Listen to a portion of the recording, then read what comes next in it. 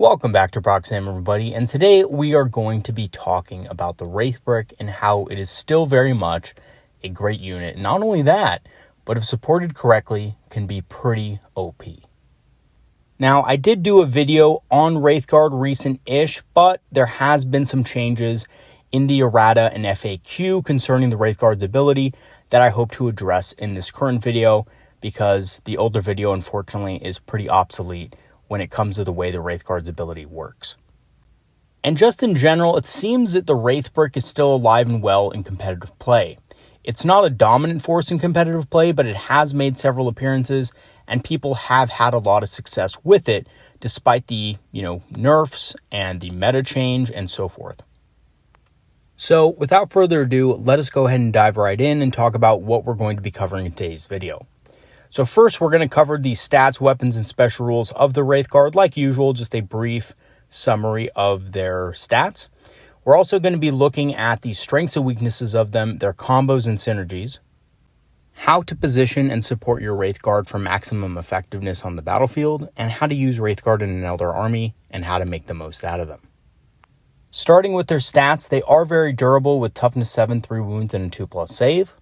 However, they are slower than Eldar at 6 inches of movement instead of the average, which is 7 inches. This does matter in some cases, but because of the Wraithguard's role as a unit that wants to hold the center objectives, it's not as big of a deal as you might think. As for their ranged weapons, they can either be equipped with D-sights or Wraith Cannons. Wraith Cannons are extremely powerful anti-large and Terminator equivalent destroyers with high strength, AP, and devastating wounds. D-sights, on the other hand, are fantastic at clearing infantry and can punch up due to their high strength and AP. However, they do, of course, both hit on a 4+ naturally, so they're a little bit inaccurate. Their melee weapons are nothing to write home about. They just have a basic close combat weapon, but they do have 3 attacks apiece at strength 5, which means that, they do have a number of good attacks into things that might try to tie them up in close combat, like chaff infantry. As for their ability, when targeted once per battle round, the Wraithguard can attack the enemy unit that attacked them. And this ability has changed. And in a previous video, I did state that you could use this ability right after enemies attacked you, and you could pull the Wraithguard out of essentially engagement. And then because of the way the ability was worded, you could actually attack right after that. So I just want to clear the air on this one. I was wrong about this, and GW did clarify this in their recent FAQ and errata that came out with Pariah Nexus. Now, some of you may be asking, well, what exactly changed, right? Because GW did clean up the wording on definitions like just after and after attacks are made to make them, more in line with each other. However, specifically in the Aeldari FAQ that came out with Pariah Nexus, GW clarified that Wraithguards still have to follow the normal consolidation rules that would occur first, depending on whose turn it is. So, if your opponent charges in, kills 5 Wraithguard or 4 Wraithguard or whatever they do, and then, of course, it's their turn, so they get priority, consolidation would come first before you get to attack. Because technically both of those things happen at the same time, and the active player can choose the order in which they happen. So your opponent can consolidate first, and if they re-engage in combat or able to re-engage, then your opponent can no longer use their ability, because of course they'll be no longer eligible to shoot. However, if for whatever reason your opponent cannot consolidate and re-engage you, then you are allowed to shoot them. That is still very much a thing. So yes. So yeah, you can't just immediately pull your models and shoot them back, but if for whatever reason, again, they can't consolidate back into combat with you, or they just leave you unengaged, they choose to consolidate 0 for some reason, maybe to stay on an objective or something like that, you very much can shoot them. As far as their warrior options go, they can take Wraith Cannons or D-sights, and they can be taken in units of 5 for 190 points. And can, of course, be taken in up to units of 10 for 380. So that is quite a bit more expensive than they used to be, and a full unit with support will cost you almost a fourth of your list, and that is kind of on the lower end, because this unit does require a lot of help and support to be truly successful. As for their keywords, they are infantry, so can easily move through ruins and things like that. And, this is very helpful in Pariah Nexus because there is even more terrain than there was in Leviathan. As for their strengths and weaknesses, they are extremely durable, especially when in cover. They have a 2+ save, and when you factor in cover, they can pretty much shrug off most low AP firepower. They hit extremely hard and can effectively shoot up to 3 times per round. Overwatch, they can shoot normally, and of course they can shoot with their ability. Their weaknesses, however, are that they are vulnerable to strong close combat. They're prone to move blocking, and they're extremely weak to devastating wounds and other high AP attacks. And I also want to add in here that they are very easily ignored by certain faster armies. So if you're going against a very fast faction that can kind of control the rest of the board, the side that your Wraithguard are on might not get that much action. As for their combos and synergies, Guide allows them to hit much harder, especially because they can shoot up to 3 times per round. So, you're rerolling your hits on all 3 times that you shoot. Fortune makes them even more durable and straight up invalidates a lot of weaponry, especially kind of low AP or low strength weaponry that is going to be wounding you on 5s anyway. The Solitaire can provide much needed fights first combat support. In Heroic Intervention, this wasn't really an option before because of the restrictive cost of the stratagem itself. And of course, the Solitaire has become a very strong model in Pariah Nexus for other reasons as well. Wind Riders and or a Zerman with Dire Avengers can also provide solid overwatch against infantry. So, being able to overwatch something with Wind Rider, something that Wraithguard may not be able to successfully do, or be able to couple them with a Zerman who can actually overwatch an additional time for free, can be a very good way to support your Wraithguard on an objective. The Spirit Seer also can give them +1 to hit lethal hits and revives 1 Wraithguard per round, making them more durable and able to hit harder. The Spirit Seer is basically an auto-include in a big unit of Wraithguard because, of course, it does allow them to have more of an impact on the area of the board that they're in. D-Cannons also can eliminate staging threats and give enemy units -1 to hit. And I think, honestly, D-Cannons are really, really good when paired with the Wraithbrick as well. And that's straight up because D-Cannons are strong against a lot of the units that would be very effective against Wraithguard in combat. So if you're looking at something like, Blade Guard veterans or Vanguard veterans or any of those, fast-moving close combat units, Death Company, that want to just run in and slaughter every single Wraithguard in the unit, unless you're able to somehow screen, those units are often going to get into combat with the Wraithguard and absolutely murder them. But if you have D-Cannons, your opponent's going to have to take a round of D-Cannon fire, especially if you have 3 of them. And quite simply, even 10 Death Company getting shot with 3 D-Cannons, that's probably going to be half the unit dead at least. And that is going to be, also a debuff on them of -1 to hit. So they're not going to be doing much damage after it's all said and done against your Wraithguard if they do choose to still engage them afterward. Now, as far as positioning and supporting your Wraithguard for maximum effectiveness, you do need to be very careful with them because they're not the unit that they were in the beginning of the edition. They can't kill everything. Their ability isn't wildly overpowered anymore, so you do have to be very precise. And some of the things you should look out for is an objective that has clear line of sight to the surrounding area. You do not want to pick an objective which is kind of mostly obscured. So in some layouts, the middle objective is basically surrounded by multiple pieces of terrain. You definitely don't want to just shove them up the center in this case because you're basically putting them in there blind. And if they're not able to actually utilize their abilities in Overwatch, then they lose a lot of what makes them strong. So you definitely want to look for an objective that has open spaces around it to where they can overwatch, use their ability, and shoot basically anything that enters their range. And of course, preferably also near some cover. Basically what I like to do with them is I like to string out a couple of models so that I can at least take cover saves on the first couple of models in the unit to make it a little harder to kill the entire squad. So even in the worst case scenarios, your opponent kills 4, maybe 5 Wraithguard, opponent shoots everything at them, they're still going to be able to hit hard back and they're still going to be able to hold that objective down. And meanwhile, your opponent has probably revealed a lot of juicy targets for the rest of your army to pick apart. You also want to make sure that the objective has terrain nearby within 6 inches so that you can hide a solitaire or other fights first unit within it, behind a wall or something like that, so they can assist if necessary. Of course, this does depend on the matchup. Some matchups don't have any combat units. If you're going against something like Tau and they don't bring any crew units, then it's not something you really have to worry about. And that kind of frees up your solitaire to do other stuff.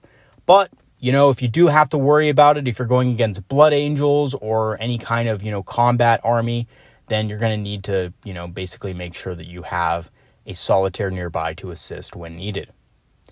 Also, you should be near a position of strength. And this is just so you can quickly respond to any threats as they appear. Wind Riders are very good at this because they can shred anything that enters their line of sight if positioned correctly. So, Wraithguard may not be effective against every target coming in with Overwatch because, they're hitting on 6s. But Wind Riders, even when they're hitting on 6s, when they're guided, they're getting sustained hits, they're going to hit mech infantry extremely hard. So I do want to show you an example of what I mean by this and what I basically mean by, you want your Wraithguard to be in a position where they have a lot of line of sight and there's not a lot of terrain blocking their, kind of vision. So in this particular example that I'm going to show you, we are going to be using terrain layout number 2 with a Dawn of War deployment. I recently played a game under these conditions with a big unit of Wraithguard and its, supporting cast, so to speak, and it did very well, and I wanted to show you guys kind of how I position them for success in this particular game. So this is essentially how I deployed, and it was actually very successful because my opponent really couldn't engage the Wraithguard with any real effectiveness. The Wraithguard had clear line of sight lanes on the left-hand side of the board. The middle of the board, they would have been absolutely swamped in both Terminators, Vanguard Veterans, and other, very hard-hitting units, so that wasn't really an option. I also made sure to deploy my Wraithguard last, so that my opponent didn't know where they were going to go until the very end of my deployment series. I, of course, also had the Solitaire close by to support with heroic intervention if needed, so my opponent's 5-man units couldn't, just run in there and tie up the Wraithguard for an indefinite amount of time, while these stronger units came in and cleaned up. I had a unit of Striking Scorpions waiting as well, just in case I needed to phantasm them in front of something, preferably the Wraithguard, in order to screen. And yes, I do feel like it's a very strong tactic to keep a unit of Rangers kind of nearby some Wraithguard behind some terrain, because with their ability and the ability to use Phantasm, they can easily move in between an enemy unit and the Wraithguard, making it very hard for an enemy unit to effectively charge them. And of course, if your opponent's unit still gets the charge, there's a good chance that at least not all the models will be in contact with the Wraithguard themselves, meaning that, of course, if your Rangers die, that's one thing, they're expendable, but your Wraithguard will be able to survive that initial attack and be able to fall back, and then, whatever enemy unit is unfortunate enough to be in their crosshairs is probably going to get hit pretty hard and is not long for this world. So actually, in this particular game, my opponent decided not to go for that because I had so many supporting units. My opponent decided to just swing towards the middle and towards the right-hand side of the board. And this gave me pretty good command of the battlefield and essentially full control over my opponent's movements. My opponent also had a couple of deep striking units, and as you can see, I've positioned my Wind Riders in such a way that if he did try to deep strike in my backfield, they could easily pick up that unit. So essentially, the success of Wraithguard, I believe, depends on their supporting cast, right? It depends on how many units you have to back them up, to support them in the ways that they are weak, so that they don't just get picked up any single turn of combat. So a lot of you guys know that armies like Blood Angels, Space Wolves, right, are going to just absolutely rip Wraithguard apart if they're not supported and if they're not screened for. However, I will say this, Wraithguard can be an excellent tool against both armies if you do screen them effectively. And if your opponent does try to go for the Wraithguard and you make it very hard for them to do that, they're going to spend a lot of resources getting through your defenses, and that of course means they're going to be losing value throughout the game. Now, in this particular game, I did use Falcons instead of D-Cannons. I think now looking back on this game, it was probably a mistake to use the Falcons. They did fine. They did a fine job clearing the middle objective, and they later, basically won me the game by being able to control the middle with the Wind Riders. But they weren't as good as D-Cannons. If I did have D-Cannons deployed in the center, right near my Farseer and Guardian Defenders, and that would have made it really hard for him to control the middle objective on turns 2 and 3. I wasn't able to actually fully destroy what was on the middle until turn 4, which did affect my primary game a little bit. But I will say this, I was consistently scoring on at least one middle objective every single turn of the game because of the Wraithguard. And that was only because I set it up in such a way that my opponent would have had to jump through hoops to be able to actually fully kill that Wraithguard unit. And another thing that a lot of people don't think about, but should consider when running a unit of Wraithguard versus running something like the Avatar of Khaine, is that the Avatar of Khaine is very, very weak to things like grenades and tank shock. And Wraithguard, while they will obviously take some mortal wound damage, you might lose a Wraithguard from grenades. You might lose, 1, maybe 2, depending on the tank, Wraithguard to something like tank shock. You're not going to lose half of your wounds, right? With the Avatar of Khaine, you can easily lose half your wounds to both of those things over the course of a single turn. With Wraithguard, you might lose a couple Wraithguard, but it's not really that big of a deal at the end of the day because your opponent is also opening themselves up to return fire. And because they're also probably not going to be able to kill all the Wraithguard on that objective without exposing a large amount of their army, if you did stage your units effectively for a counterattack, then your opponent is going to be absolutely doomed if they did, in fact, overextend. And with the Avatar of Khaine, because he's able to be killed with mortal wound type abilities, especially a lot of these assault armies with assault, jump intercessors and things like that can just cause mortals on charge.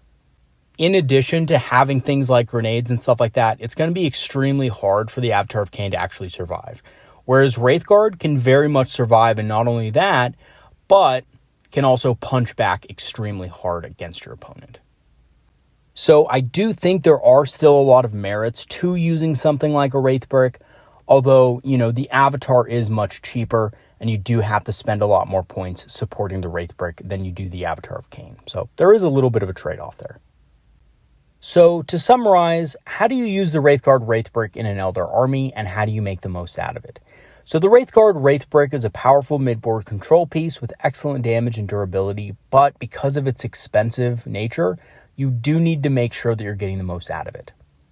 It is vulnerable without the proper support and protection, so it does require an answer to fast-moving and powerful melee units to be effective. And I think the best way to support Wraithguard is just by, having a Solitaire nearby that can heroically intervene, and also having units that are ready to screen at a moment's notice, and also just being aggressive with the other units in your army, taking out those small 5-man units of assault intercessors that are going to be a problem for your Wraithguard unless you take them out first. So units that do really well at this in the first couple of turns are things like striking scorpions and perhaps even warp spiders, right? Warp spiders jumping out, shooting a unit of assault intercessors, and then overwatching that same unit if they try to move is a really effective way to take out a threat before it can even have an impact on the battlefield. And that way your Wraithguard can focus on the tougher units that are coming at it, being able to overwatch them, overwatch a key enemy vehicle that is about to dump their cargo out. And by the way, guys, if somebody brings a Land Raider against them, that's probably one of the best things that can happen. And this is the reason. My opponent in the recent game was smart enough to realize that if you moved within range of the Wraithguard and then shot them, that Land Raider was going to die a horrible death. Between Overwatch and the ability that the Wraithguard have, the Land Raider would most likely be a smoking crater, even if it was able to dump out its cargo successfully.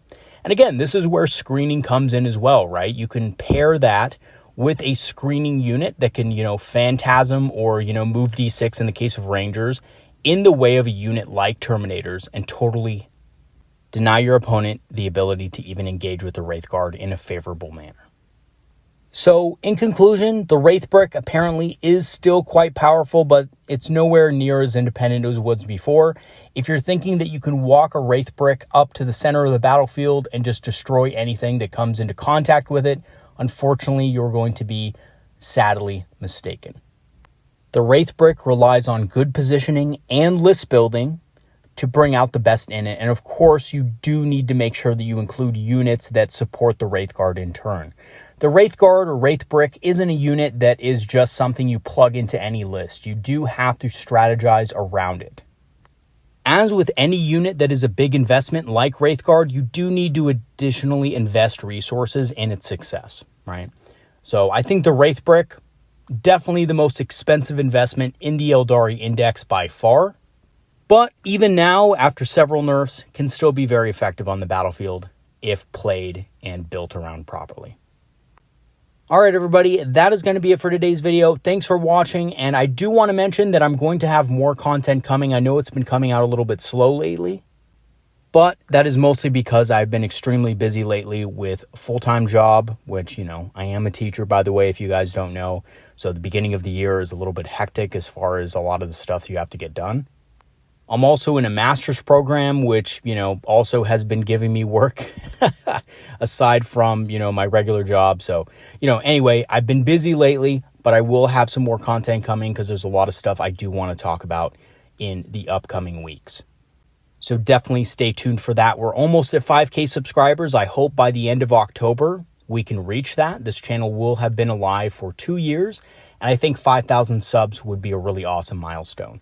So, if you haven't subbed yet and you're watching the video and you enjoy the Eldar content, do me a huge favor, sub to the channel, join the channel Discord for free via Patreon. So if you guys don't know, you can join the channel Discord for absolutely no cost by signing up for a Patreon free trial.